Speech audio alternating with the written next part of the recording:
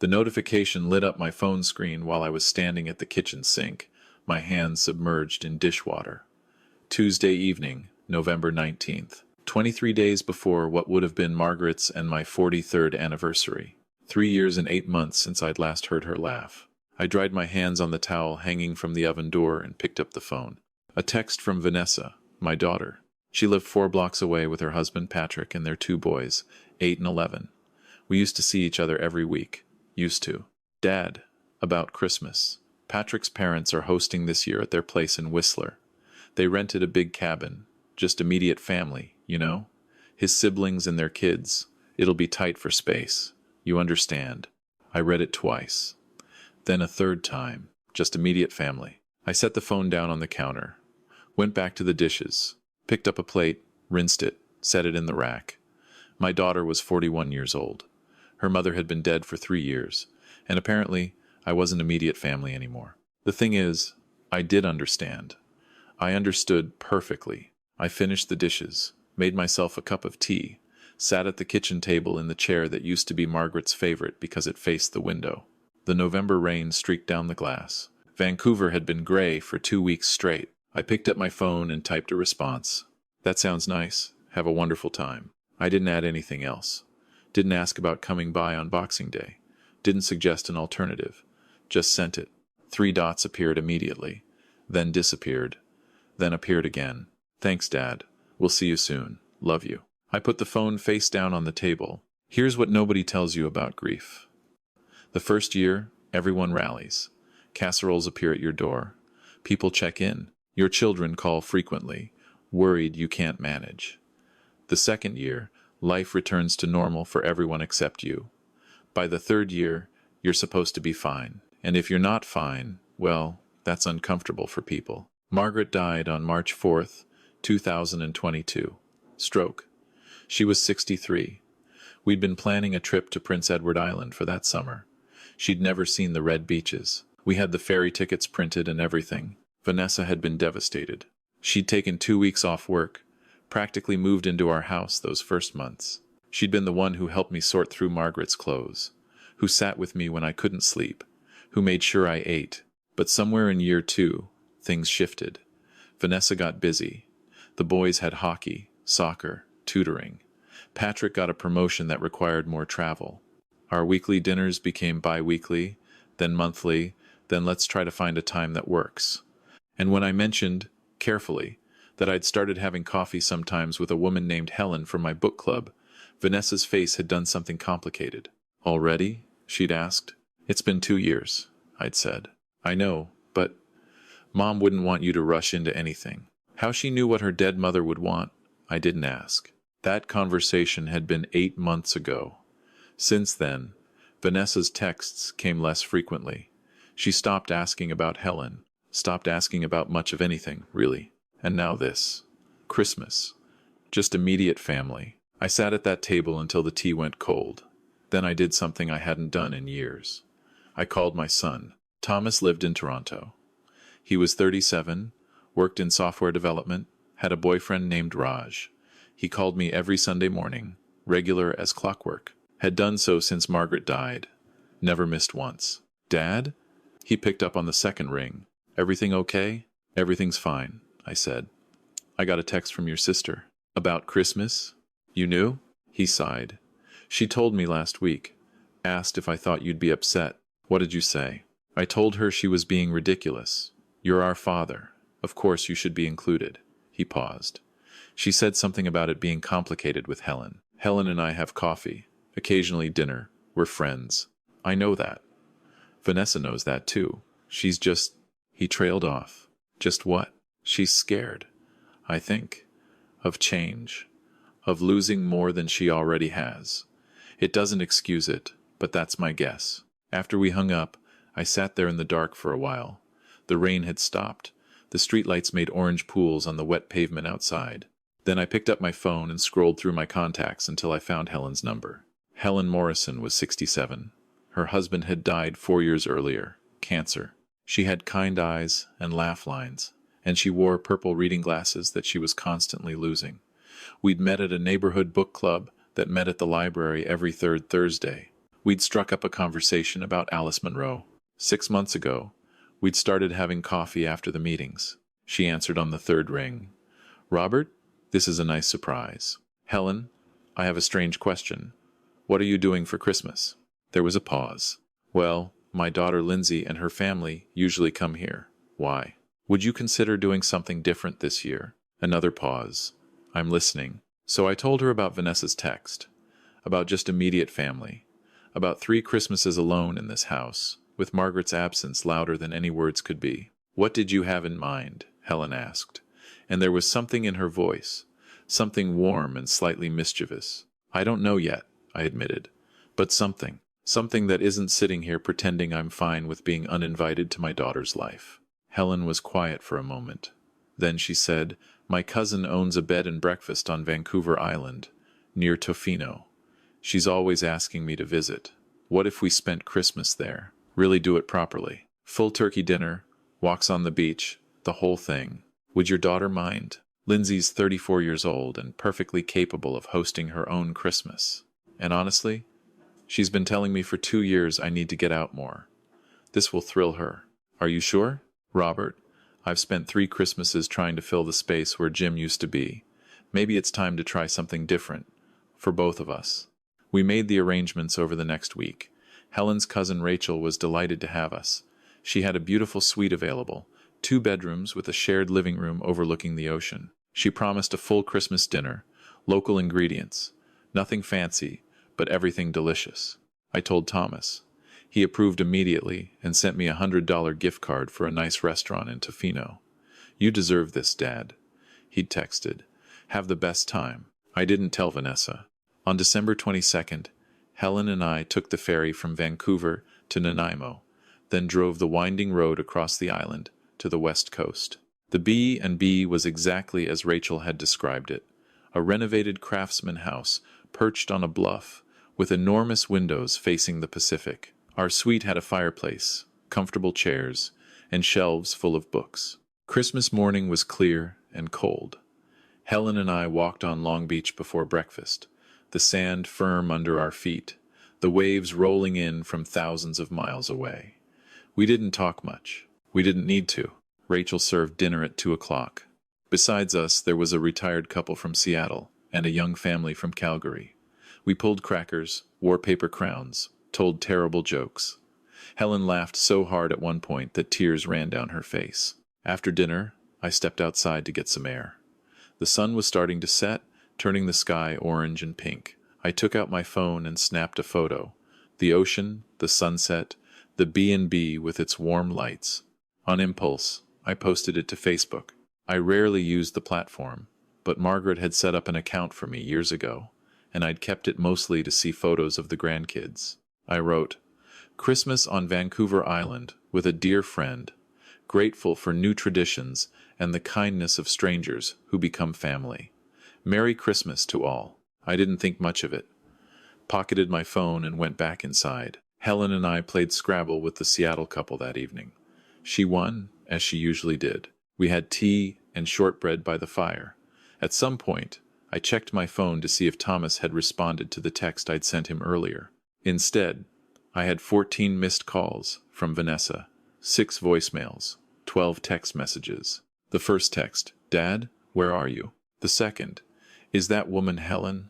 Are you on vacation with her? Third, why didn't you tell me? Fourth, we're supposed to see you on Boxing Day. You're just gone? They escalated from there. The voicemails I didn't listen to. I could imagine the content well enough. Helen noticed my expression. Everything all right? My daughter saw the photo. Ah. She set down her tea. How did she react? About as well as you'd expect. Do you want to call her back? I thought about it. About 3 years of slowly being edged out of Vanessa's life.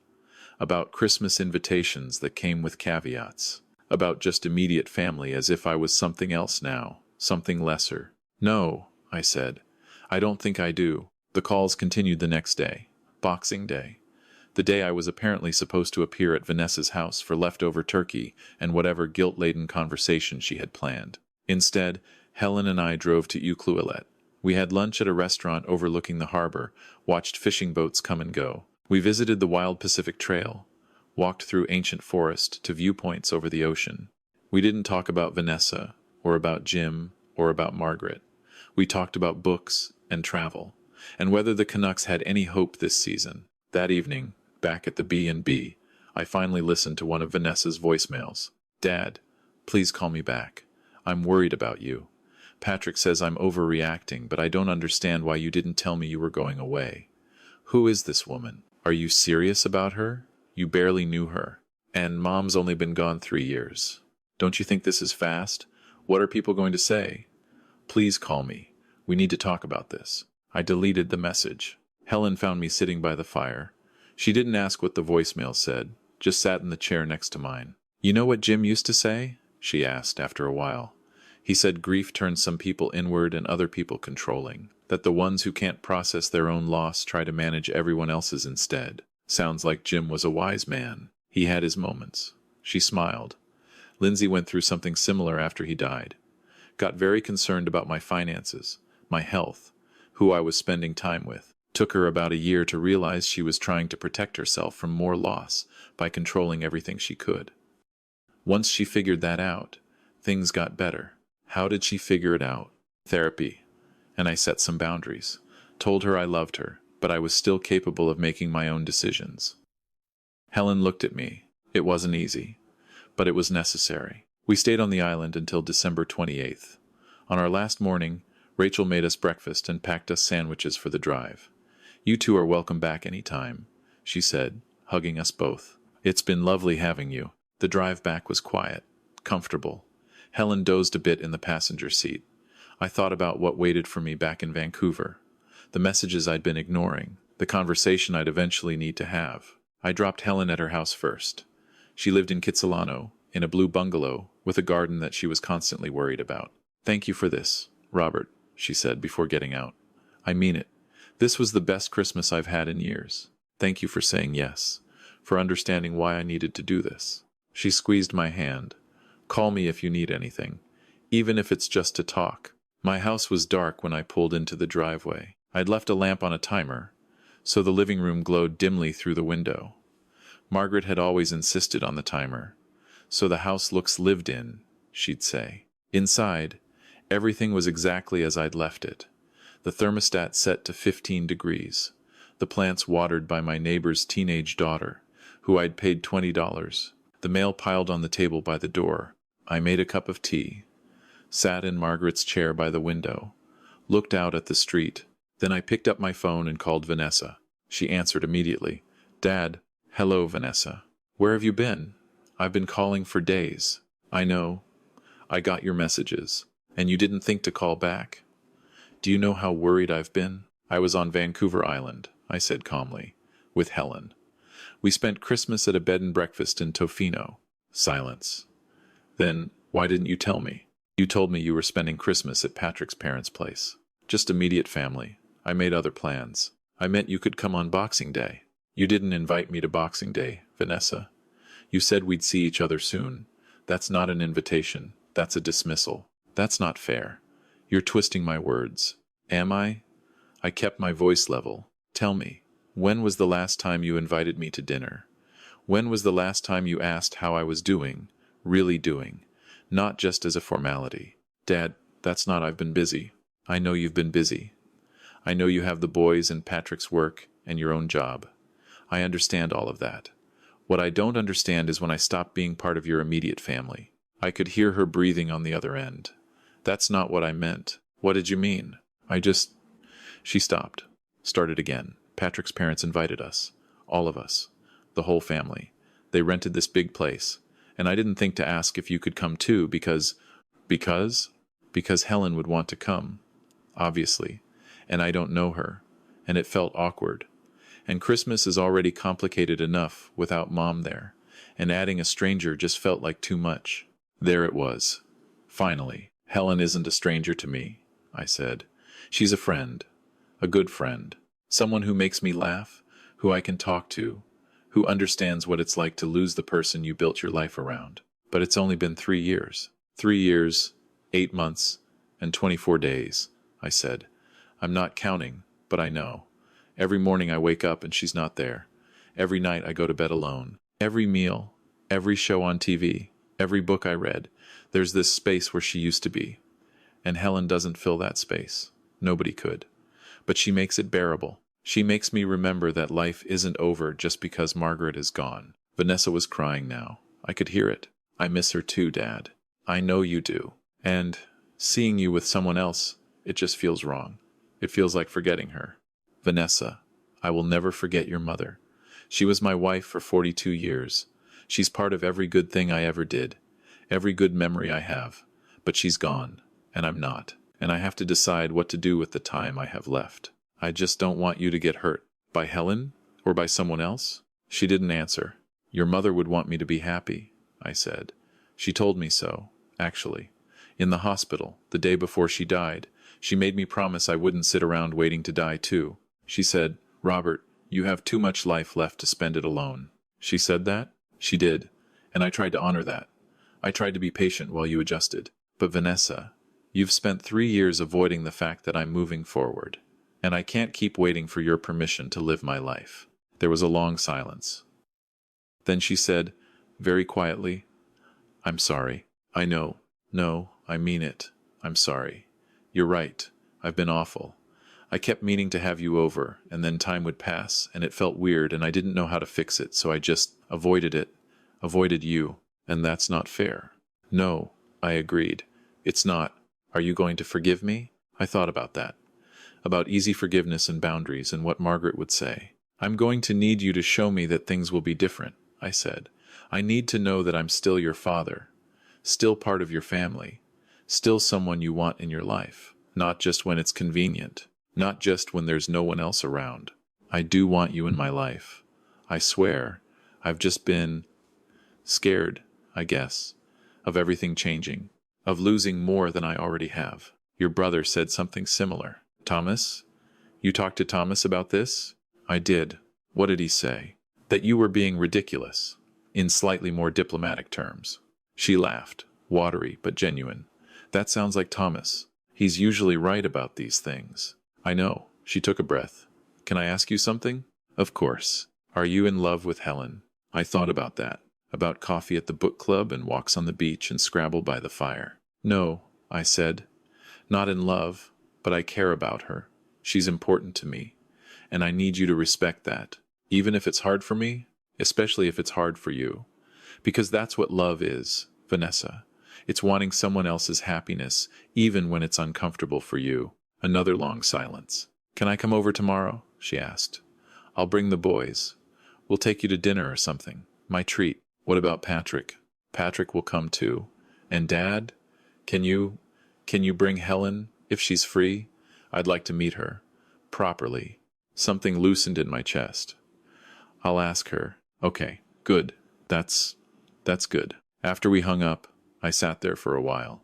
The house was quiet, cold, because I hadn't turned the heat back up yet. Outside, it had started to rain again.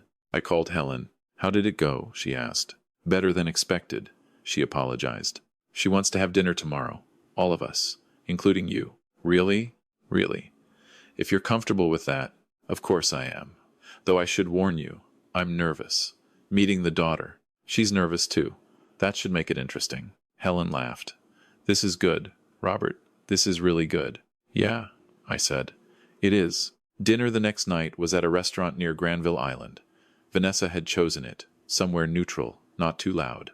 She arrived early. I could tell because she and Patrick and the boys were already seated when Helen and I walked in. Vanessa stood up immediately.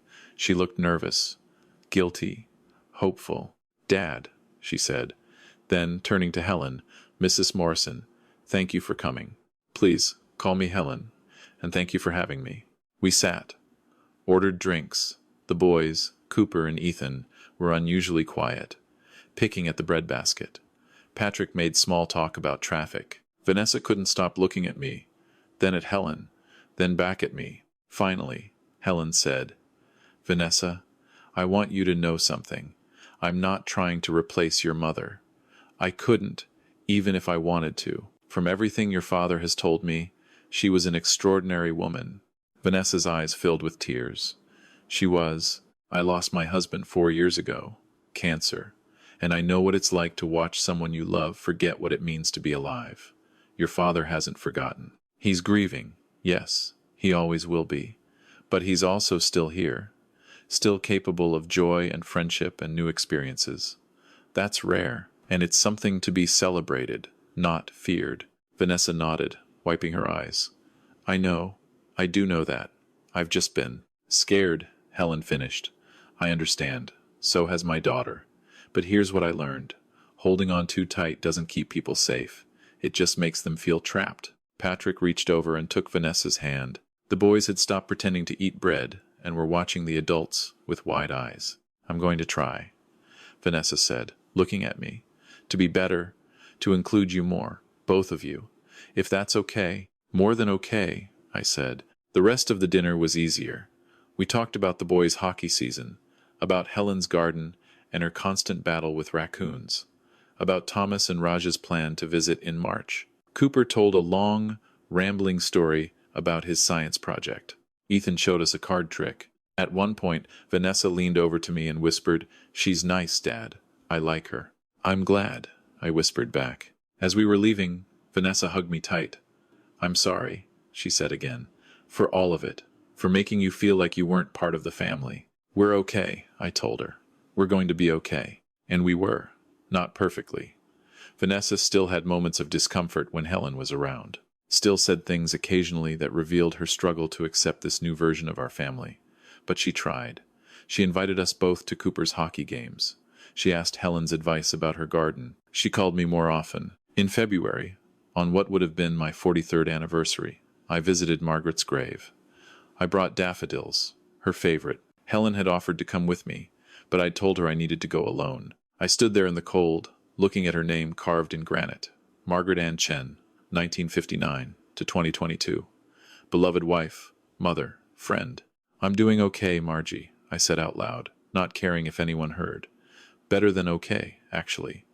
Vanessa and I are working things out. Thomas is good. The grandkids are growing like weeds. And I met someone. You'd like her. She's smart and funny, and she beats me at Scrabble every time. Nothing romantic, not like us. But she's a good friend. She makes me laugh. And you told me to find that, remember? You told me not to be alone. The wind rustled through the trees. A crow called from somewhere nearby. "I miss you," I said. "Every day. But I'm not just surviving anymore. I'm actually living. And I think you'd be proud of that." I stood there a while longer. Then I put my hand on the cold stone, said goodbye, and walked back to my car. Helen was waiting at my house when I got back. She'd let herself in with the spare key I'd given her. She'd made tea and set out cookies. "How was it?" she asked. "Good. Sad, but good." "Want to talk about it?" "Not really, but thank you." We drank our tea, ate cookies. Helen told me about her daughter's latest drama at work. I half listened, mostly just grateful for the sound of another human voice in this house that had been too quiet for too long. Later, after Helen had gone home, I thought about everything that had happened since that November text, about just immediate family and what that phrase really meant, about grief and boundaries and the courage it takes to choose happiness when it would be easier to choose familiar pain. Vanessa had learned something important, that love means letting people grow, even in directions you didn't expect. That parents don't stop being people just because they're parents. That moving forward isn't betrayal. I'd learned something too, that I deserved to be treated with dignity and respect, even by people I loved. That saying no to being diminished wasn't selfish. That building a new life didn't erase the old one. And maybe that's the lesson worth remembering. When someone makes you feel like an obligation, like an inconvenience, like something less than immediate family, you're allowed to choose yourself. You're allowed to find people who celebrate your presence instead of tolerating it. You're allowed to build new traditions, new connections, new versions of family that include everyone who truly wants to be there. Because immediate family isn't about biology or legal ties. It's about who shows up, who makes space for you, who celebrates your joy instead of fearing your growth. And sometimes, the family you choose is more immediate than the one you were born into.